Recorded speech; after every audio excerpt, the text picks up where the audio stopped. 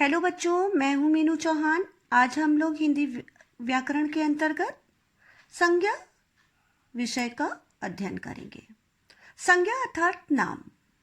संज्ञा हमारा विकारी शब्द है और प्रयोग के आधार पर शब्द के दो भेद होते हैं, विकारी और अविकारी।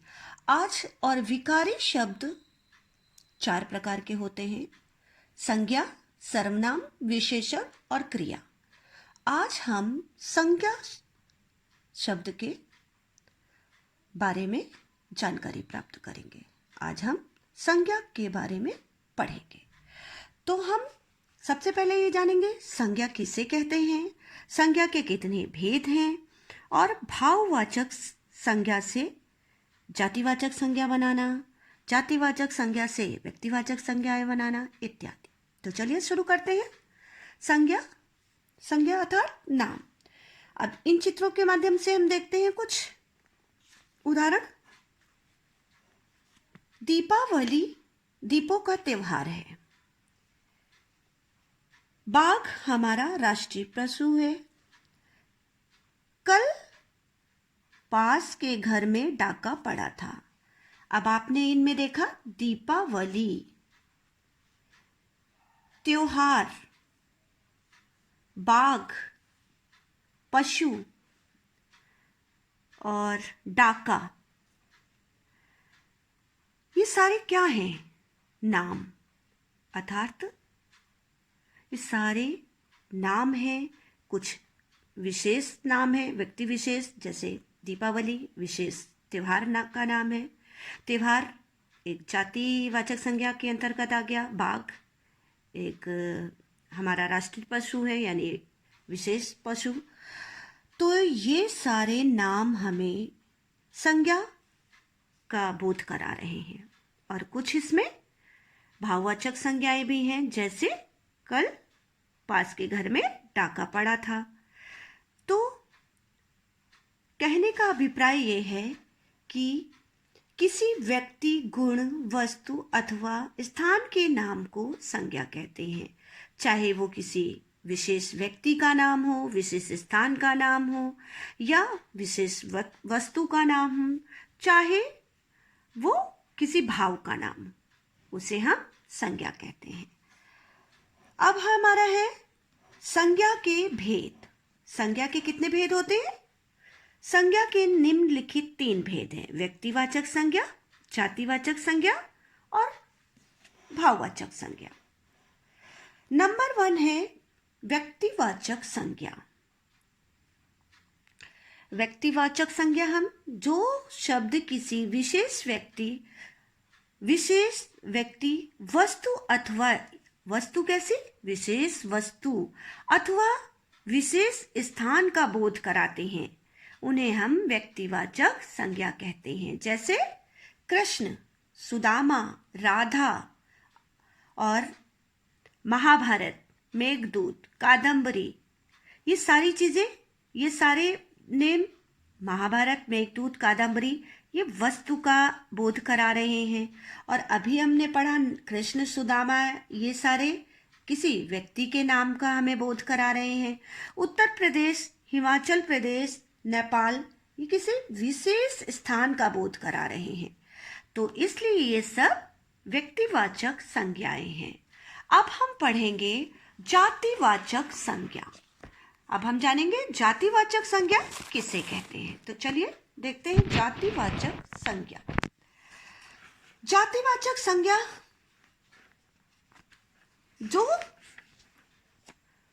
जो संज्ञा शब्द किसी प्राणी, वस्तु आदि की संपूर्ण जाति का बोध कराते हैं,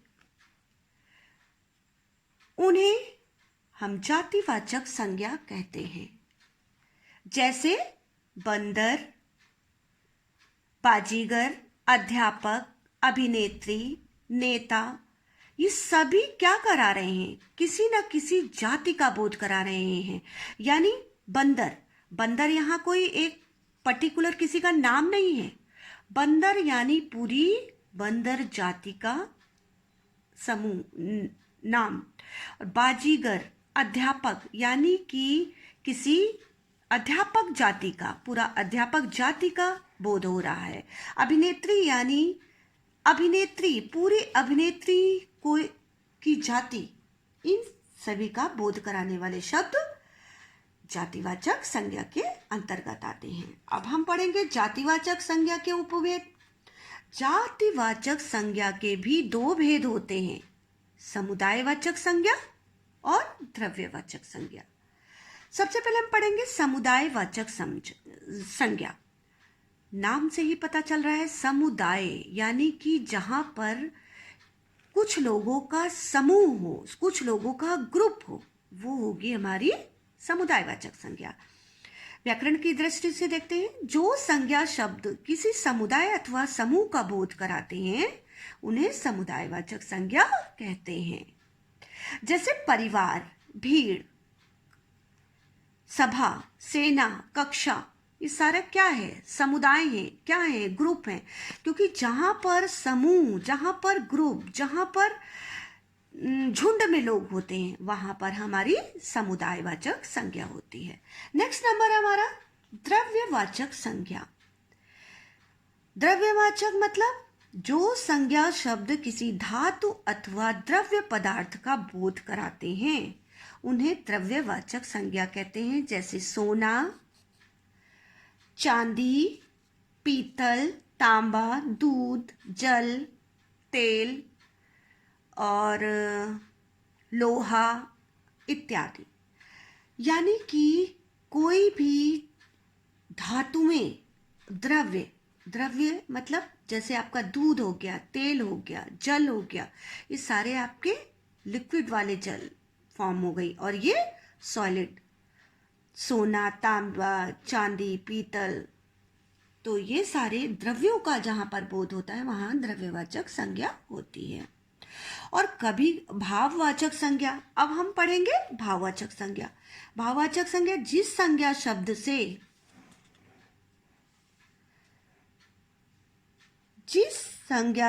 से किसी वस्तु, गुण, धर्म, दोष, शील, भाव, अवस्था आदि का बोध होता है उसे भाववाचक संज्ञा कहते हैं। जैसे मानवता, अहंकार, अच्छाई, पढ़ाई आदि। अब हम कुछ अन्य उदाहरणों द्वारा देख लेते हैं। कभी कभी जातिवाचक संज्ञा का प्रयोग व्यक्तिवाचक संज्ञा के रूप में और व्यक्तिवाचक संज्ञा का प्रयोग जातिवाचक संज्ञा के रूप में भी किया जा सकता है। जैसे आज भी देश में जयचंदों की कमी नहीं है। यहाँ पर आया जयचंदो। अब जयचंद एक नाम है, लेकिन यहाँ पर बोला जा रहा है कि जयचंद एक गद्दार व्यक्ति था, और इसीलिए यहाँ बोला जा रहा है आज भी देश में जयचंदों की कमी नहीं है। तो यहाँ पर ये एक नाम नहीं है, बल्कि एक जाति का बोध करा रहा है। जयचंदों की माने गद्दारों की कमी नहीं है, तो ये हमारा जातिवाचक संज्ञा में कन्वर्ट हो गया। अब ऐसे ही हमने बनाया व्यक्तिवाचक संज्ञा को, हमने जातिवाचक संज्ञा की भांति प्रयोग कर दिया गया। अब है जैसे शास्त्री जी ने अपने प्रधानमंत्रित्व काल में देश को बहुत ऊंचा उठाया। अब यहाँ पर आया शास्त्री जी। कहने का अभिप्राय है शास्त्री जी शब्द किसी जाति का बोध नहीं करा रहा है, बल्कि विशेष व्यक्ति, अर्थात कौन? विशेष व्यक्ति लाल बहादुर शास्त्री का बोध करा रहा है, क्योंकि शास्त्री जी ने अपने प्रधानमंत्रित्व काल में, यानी जब वो प्रधानमंत्री थे तो उन्होंने देश को बहुत ऊंचा उठाया। यानी यहाँ पर एक ये व्यक्ति विशेष बन गया, व्यक्ति विशेष। तो ये जातिवाचक संज्ञा न होकर व्यक्तिवाचक संज्ञा के रूप में प्रयोग किया गया है। अब है हमारा भाववाचक संज्ञाएं बनाना। भाववाचक संज्ञाएं निम्नलिखित 5 प्रकार से बन सकती हैं। नंबर 1 जातिवाचक से, नंबर 2 विशेषण से, नंबर 3 क्रिया से, नंबर 4 सर्वनाम से, और नंबर 5 अव्यय से। सबसे पहले हम देखते हैं जातिवाचक संज्ञा से।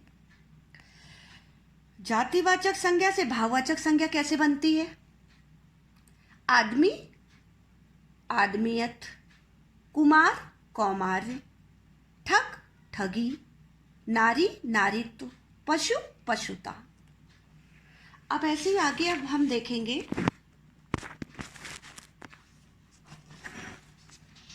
नेक्स्ट नंबर है हमारा मित्र मित्रता, बाल बालपन, भ्रात भ्रातृत्व। ऐसे ही अब हमारा है विशेषण। विशेषण से भाववाचक संज्ञाएं बनाना, जैसे अच्छा अच्छाई, एक एकता, कड़वा कड़वापन, किशोर किशोर, गरीब गरीबी। ऐसे ही अन्य उदाहरण देखते हैं।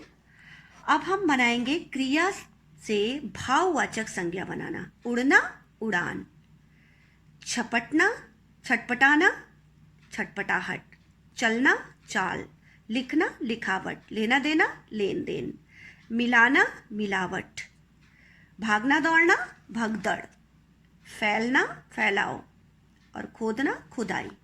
अब है हमारा सर्वनाम शब्दों से भाववाचक संज्ञाएं बनाना, अहम अहंकार, मम ममता, सर्व सर्वस्व।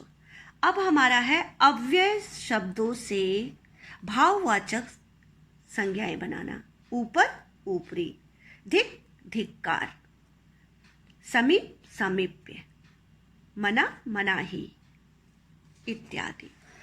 इस प्रकार आई होप आप सबको ये समझ में आ गया होगा कि संज्ञा किसे कहते हैं।